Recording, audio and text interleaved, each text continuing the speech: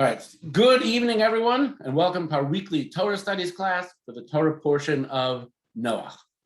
So last week, we read how God created the world, and unfortunately, humanity corrupted itself to the point and to the extent that God felt that he has to start again. He brought down a flood, humanity was wiped out, except for Noach and his family. After the flood, Noach and his children begin to repopulate the world. Population begins to expand, and the population is on the move. And the Torah tells us that they move to a new location, to the valley of Shinar. What do they want to do there? We go to text number 1.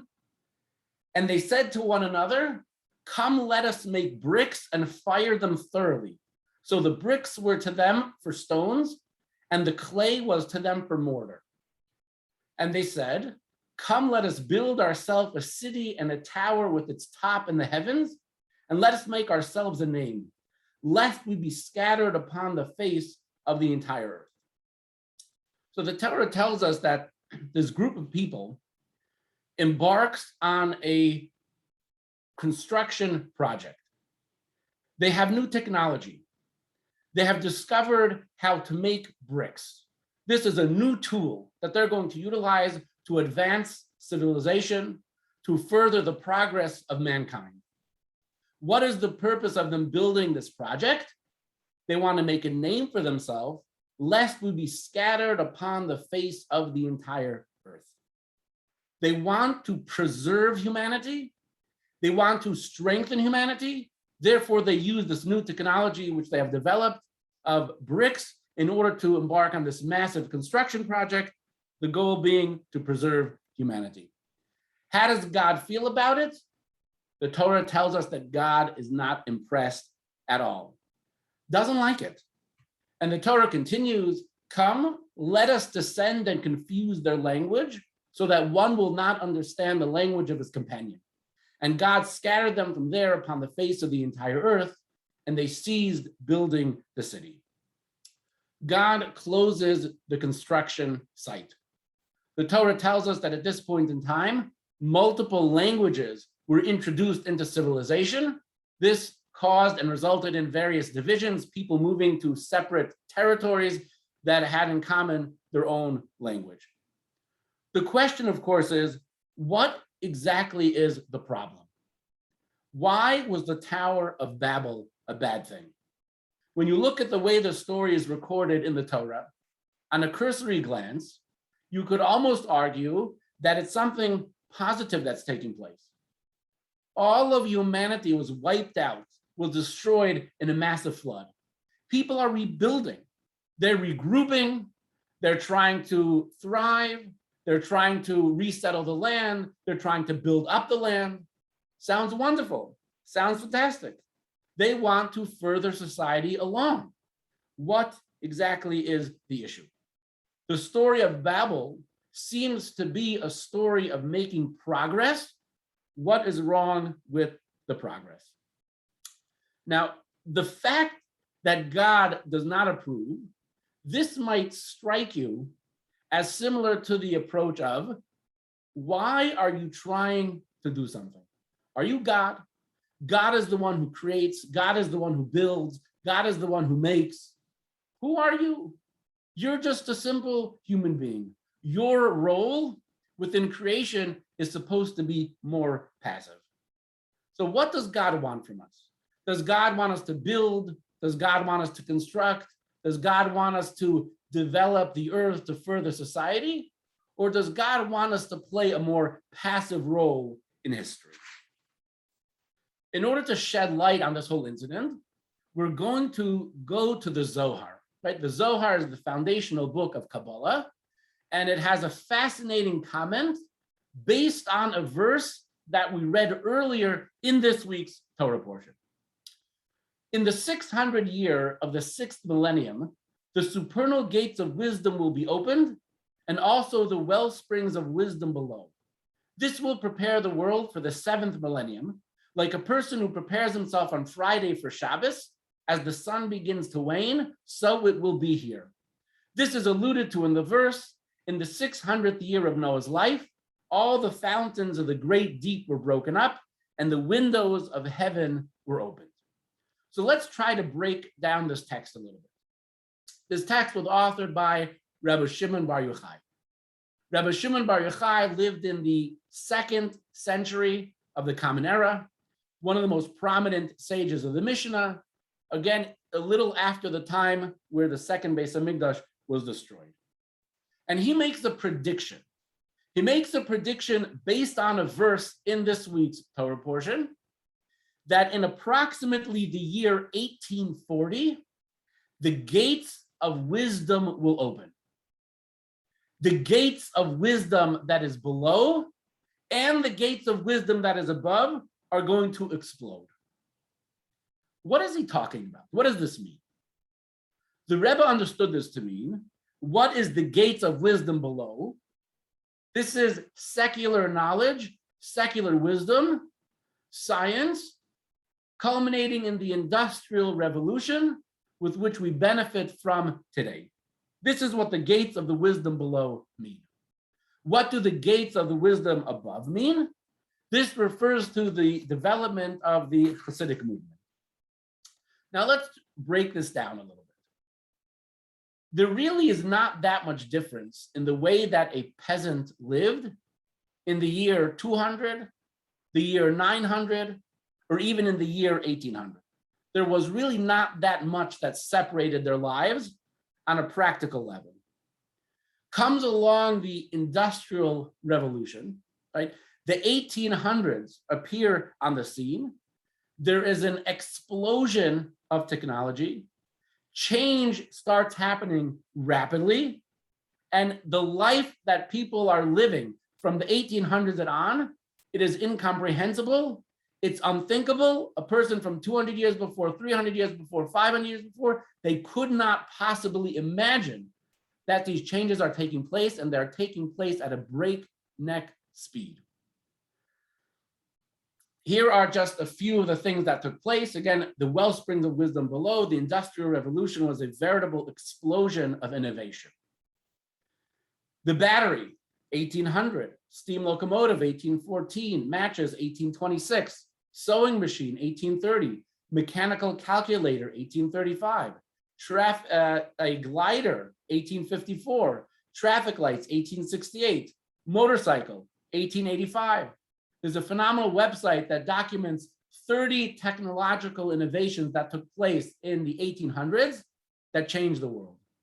The innovations, the technological innovations that took place in this century quickly and dramatically and drastically changed the way we live in the world today. From farming to communication, to travel, to medicine, it's unbelievable. And Rabbi Shimon Bar Yochai predicted it. Right? Rabbi Shimon Bar Yochai 2,000 years ago in the Zohar pointed to the year 1840 based on a verse in this week's Torah portion. So this represents the wellsprings of wisdom below. What are the wellsprings of wisdom from above? The Rebbe says this is the Hasidic movement. The Hasidic movement, right, began with the Baal Shem Tov. His successor was the Magda Mizrich, but it wasn't until the next generation, the students of the Magda Mizrich, that the Hasidic movement, not only did it take off, not only did it become popular, but the Hasidic movement actually became, within 100 years, the majority of the Jewish people. Right? It's hard to comprehend how a movement can become so popular, can become so widespread, that it can take over within 100 years. The majority of the Jewish people became influenced and inspired by the Hasidic movement. The Alter Rebbe published, right, here we have the Alter Rebbe, right? So he published the Tanya in the year 1796, right? That's the foundational book of Chabad Hasidic philosophy. One way of looking at it is that it is a self-help book based on the principles of Chabad Hasidic philosophy and Kabbalah. However, the works that had the biggest influence and gathered the largest amount of people around it was the Torah Or published in 1837 and the Likutei Torah published in 1848. This was systematic ideas of Hasidic philosophy that is accessible to every single person, that they can learn it, that they can study it, they can know it, they can understand it, and could truly own it on the deepest level. So how was it that the Hasidic movement was able to take over so much of Jewry to the extent that it was the majority? The publication of these Hasidic books, again, look at the times, 1837 and 1848. This leads us to another question. What is the connection between the wisdom of above and the wisdom from below, right? How is the advance in spirituality connected to the advance in secular wisdom that we experience on this world, right? Why does the Zohar make a connection between the advance of the Industrial Revolution and the advance in the Hasidic movement? So let's talk a little bit about science, right? One way to understand the event and the experience which surrounded the Tower of Babel was the Tower of Babel represents progress. The Tower of Babel represents humanity harnessing knowledge, wisdom, science, and technology in an attempt to grow and to secure their future. Is the Torah for this or against it? So I'll tell you right now, Torah is absolutely, without a shadow of a doubt, pro-science. Right? Not only is Torah pro-science, but the idea of believing in monotheism, one God, who's the sole creator of heaven and earth, actually facilitates the possibility of science even happening and working. This is a quote from Rabbi Lord Jonathan Sacks from his book, Letters in the Scroll.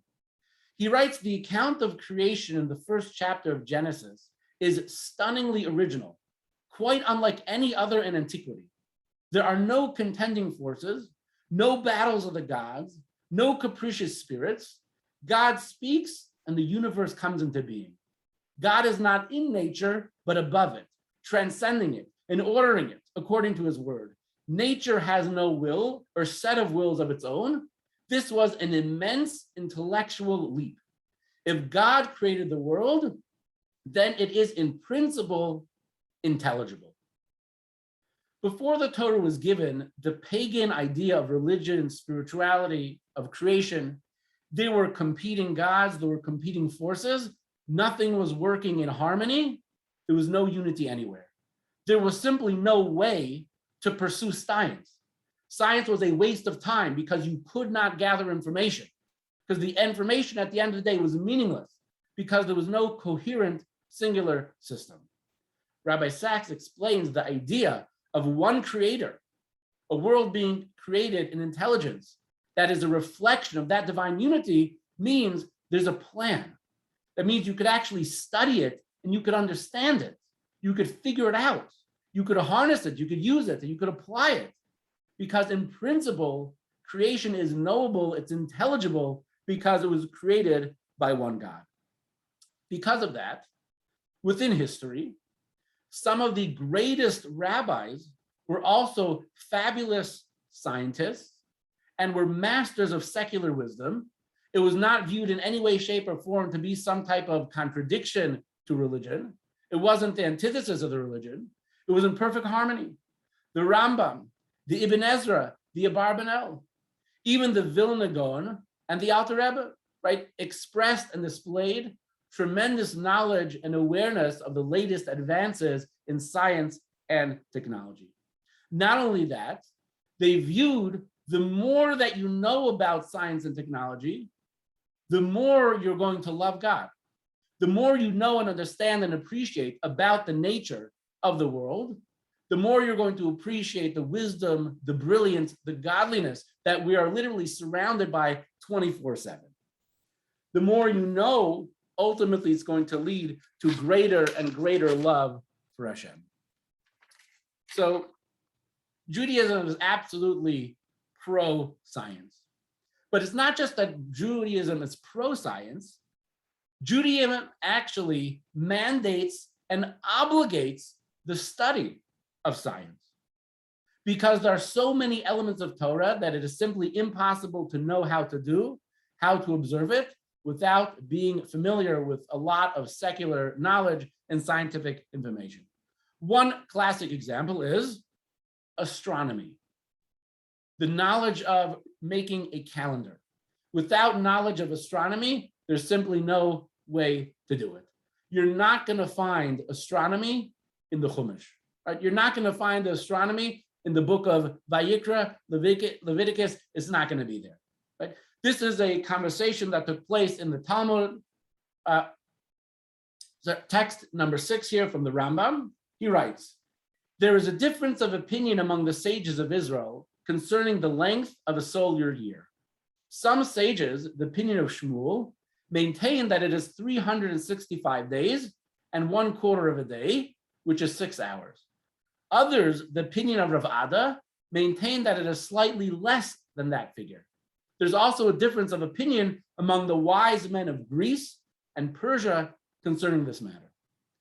So the Rambam tells us, based on the Gemara, that in the Beis Medrash, in the study hall, there was not only aggressive debate and analysis and discussion of straight up Torah, but there was debate and analysis of science as well, because so much of science was relevant to what they were studying.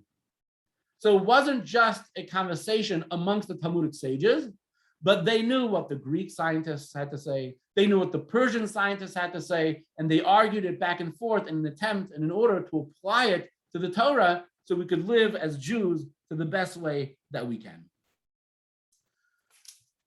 So there's a tremendous amount of science when it comes to studying the Torah. Text number 7, a fabulous text from the Gemara. Rav said, I apprenticed with a shepherd for 18 months to be able to know which blemish is a permanent blemish and which is a temporary blemish. Now, this is an incredible text because we have to appreciate who Rav was, right? Rav was essentially the leading sage of the Jewish people in that era. The greatest scholar, the most righteous person, the one that everyone turned to. What did he do? He apprenticed with a shepherd for 18 months. You understand what that means? What kind of commitment that is? Could you imagine if the chief rabbi of Israel says, for 18 months, I'm going to be an apprenticed shepherd in Scotland. Why? Because he needs to learn, he needs to understand what is a permanent blemish and what's a temporary blemish. There are so many laws that have to do with the sacrifices that were brought in the temple that if you don't have an actual understanding of animals, a real, true, deep understanding of the, the biology, the physiology of the animals, you can't answer the question. So Rav said, I need to know how to live as a Jew, so I need to go and study. He took 18 months to study in depth these laws. How do we apply that today? We live in a modern world. There are so many questions in Jewish law without a serious understanding of electrical engineering. There is simply no way that a person can answer a question when it comes to Jewish law. The kosher industry, the food service industry has become so advanced, spanning continents, factories, machines, equipment, kosher, not kosher. Without this serious understanding of the science that goes behind manufacturing all this food, you simply cannot answer a question in Jewish law. When it comes to medicine, right? Just one area, right? Fertility, right? The amount of science that science has developed when it comes to fertility, without intense knowledge, medical knowledge, scientific knowledge, when it comes to fertility, a rabbi simply is incapable of answering a question. So the Torah is tremendously pro-science, right? In theory and in philosophy. It's incredibly pro-science in a very practical way, in the sense that you must learn and know and understand and appreciate in order to be able to live as a Jew in a healthy way.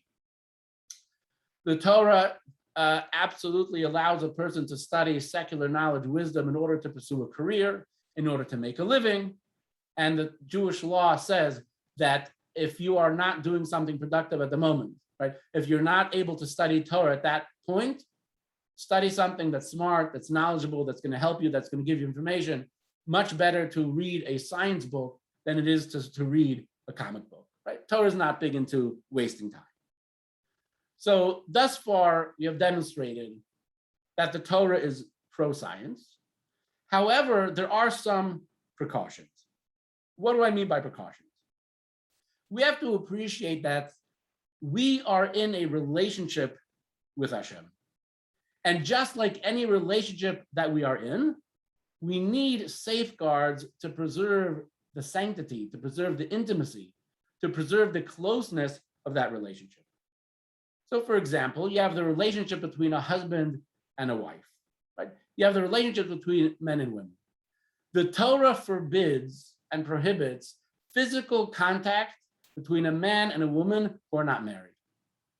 Now, why? Are they sinning? Is this an affair? Is this adultery? No, it could be a simple hug. It could be a peck on the cheek. There's nothing major taking place. Yet the Torah says, right, that the Torah says that this type of physical contact with a person who's not your spouse, it interrupts, it gets in the way of the relationship, it's unhealthy, it could lead to something bigger. The Torah says a man and a woman who are not related to each other cannot be in the same room together. Being alone together with a person of the opposite gender that is not your spouse, it's not healthy, right? It's not going to lead to anything good. We need to safeguard, we need to preserve the health, the atmosphere, right? The culture of our relationships. The same thing applies to our relationship with God and to our relationship with the Torah. As we said, science is fabulous. Secular wisdom is fabulous. The Torah is quite pro-science. However, we have to appreciate that this is talking about objective science. We have to recognize that there are certain cultural influences that surround science. There are certain very anti-Torah, atheistic worldviews that become a part of a scientific approach. There are very dangerous and anti-religious ideologies that tend to seep in to science. So we have to have a healthy respect, love, appreciation, and knowledge for science, but there also has to be a healthy degree of skepticism as well, because there are corrupting ideologies that surround it that could have a very negative effect. There's a fabulous video on YouTube by a Jewish professor from the University of California, San Diego. His name is Dr. Brian Keating. He's an astrophysicist, and he just wrote a book that is something along the lines of How to Lose a Nobel Prize or something along those lines. Brilliant guy, observant Jew. And this video, it's a 5-minute video, and he describes how frustrated he is by the phrase, follow the science. Because science does mean the objective pursuit of gaining knowledge. However, today, so much of science has been corrupted by various, again, ideologies and cultural influences and perspectives. We have to maintain a certain healthy skepticism as well. All right, let's bring this all back to the Tower of Babel, right? What is going on with the Tower of Babel? We explained that that the Torah is essentially pro-science. However, whenever it comes to appreciating and understanding this issue, we have to think, to what end and to what goal were they trying to pursue? So let's say that the people in the Tower of Babel, they represented technology, science, and progress. But what was the goal that surrounded it? What was their ideology behind it? What was the cultural influences that pushed them to build the Tower of Babel? We have a fascinating explanation, one of many. This is from Rabbi Yonason Eibschitz in his book Tiferes Yonason. He was born in the year 1690, he passed away in the year 1764. Look what he writes. This is what the people really wanted to do. They wanted to establish civilization on the moon, where they would be spared from a future flood. Remember, these people have PTSD from the flood, right? Civilization was wiped out. They're scared, they're worried, they're nervous. They originally thought to get there by way of a vessel, but how would they lift that vessel and defy the laws of gravity? So they thought of building a tower that would rise to a space so high where gravity doesn't rule. From there, they'd be able to fly away with their vessel to the moon. Now, this is very creative thinking, right? Really creative thinking from Rabbi Yonason Eibschitz, again, who died in the year 1764. Right? What ultimately is he trying to say? The Torah has no issue with science, with progress, with technology. That's not the problem at all. The fact that the people of that age and that era were attempting to build and to construct and to use the latest developments to grow and further society, that was not an issue. Their issue was they were trying to preserve a name for themselves. It was not God-centered, it was self-centered. Their goal was not to deepen and enhance their relationship with God. It wasn't to deepen and enhance their awareness of God. It was an attempt to essentially replace God. And this is the problem that God had with the Tower of Babel. So question number one, why was the Tower of Babel a bad thing? Not the technology or the scientific research behind it, but it was the attitude. They thought that they were so advanced that they could replace God. This was the issue. And because this was the issue, the cultural attitude that surrounded the Tower of Babel, this is why there's a connection between secular wisdom and the wisdom from above. This is why that at the very point in time where the wisdom from below, the Industrial Revolution, was unleashed on the world, an explosion of scientific information, there had to be at the very same time an explosion of wisdom from above, an explosion of spirituality, of holiness, of Torah knowledge of the Hasidic movement. Because a science that is connected to Torah will truly have the greatest benefit to the world. Science, as understood from a healthy perspective, truly has the ability to be harnessed to truly make the world a better place and to bring people closer to God.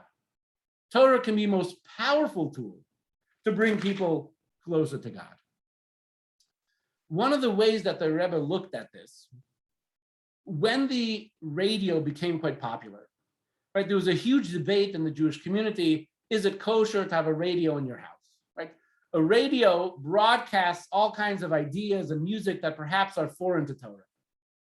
The Rebbe said, not only should we use the radio for broadcasting Torah ideas, but in its core and in its essence, that is actually the definition of what the radio is.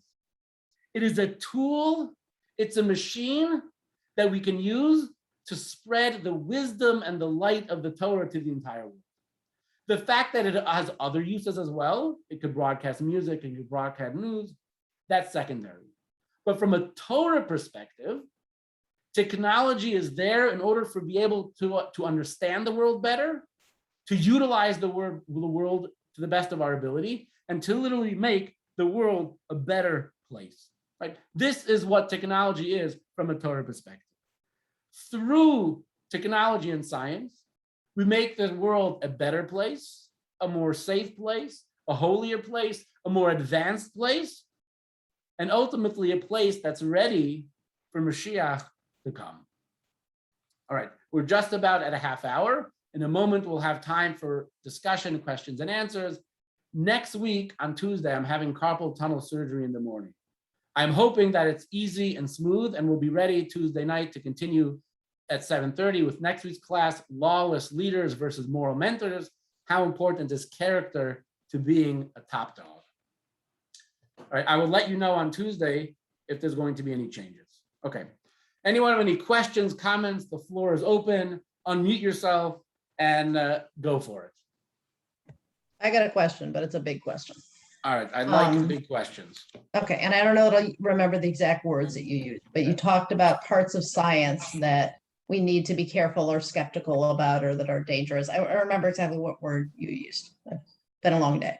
But how do you know which parts you should be skeptical part of danger? I understand you're saying that whatever science can advance Torah and advance spreading Torah or whatever, but like how do you where is that line of which science is we should be careful with and which science is valuable and helpful. Because I mean, I think especially like thinking about COVID right now, right? Like we're supposed to take care of our health. We're supposed to go to the doctor. We're not just supposed to pray for refuah shlema and not take medicine, right?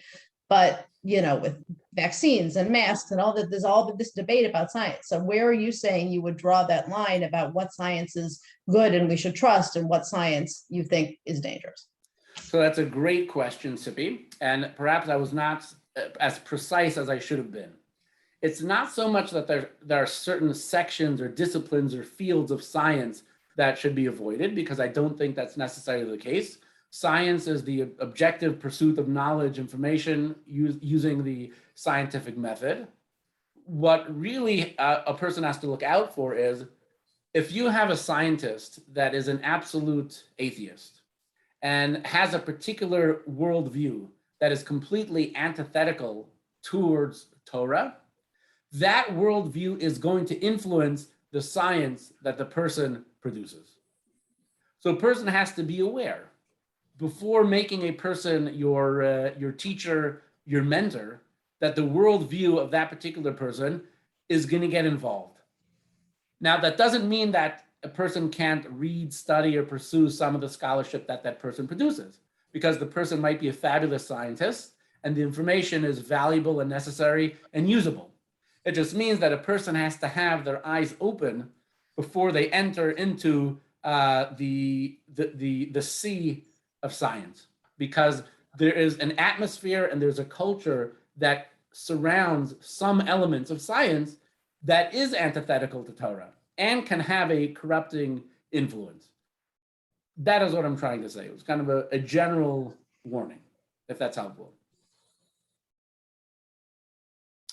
All right, anyone else?